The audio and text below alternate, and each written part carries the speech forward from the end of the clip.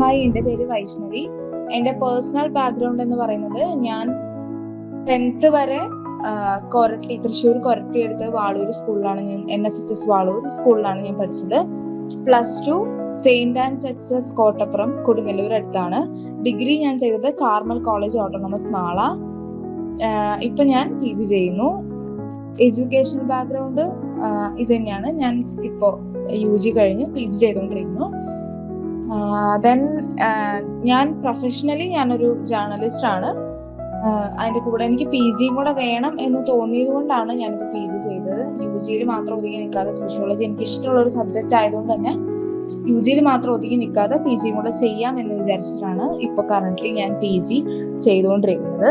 എൻ്റെ learn wise ജേർണിനെ പറ്റി പറയുകയാണെന്നുണ്ടെങ്കിൽ, ഞാൻ വളരെ കൺഫ്യൂസ്ഡ് ആയിട്ടുള്ള ഒരു സ്റ്റേറ്റിലാണ് ഞാൻ ഡിസ്റ്റന്റ് ആയിട്ടൊരു എഡ്യൂക്കേഷൻ എടുക്കാമെന്ന് വിചാരിച്ചതും PGയിലേക്ക് കാലോചിച്ചതും.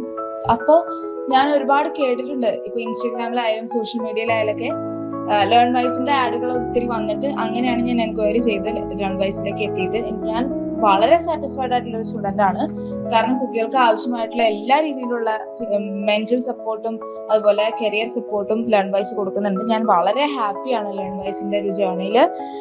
എൻ്റെ കരിയർ ഗോൾ അല്ലെങ്കിൽ ആസ്പിറേഷൻ എന്ന് പറയുന്നത് ഒരു ഗവൺമെന്റ് ജോലി നേടുക എന്നുള്ളതാണ് എൻ്റെ ഒരു കരിയർ ആസ്പിറേഷൻ ആയിട്ട് ഞാൻ പറയുന്നത്. പിന്നെ അത് കൂടാതെ ഞാനിപ്പോ സർട്ടിഫിക്കറ്റ് ഇൻ HR മാനേജ്മെന്റ് കൂടെ ചെയ്യുന്നുണ്ട്. അപ്പോ ആ ജോലി ഇപ്പൊ പ്ലേസ്ഡ് ആവാൻ ഒരുപാട് സമയമെടുക്കും PSCയിൽ. അതുകൊണ്ട് തന്നെ അതിന്റെ ഗ്യാപ്പ് വരാതിരിക്കാൻ വേണ്ടിയിട്ടാണ് ഞാൻ ഇപ്പോൾ HR ഒരു കോഴ്സ് എടുത്തിട്ട് ഇരിക്കുന്നത്.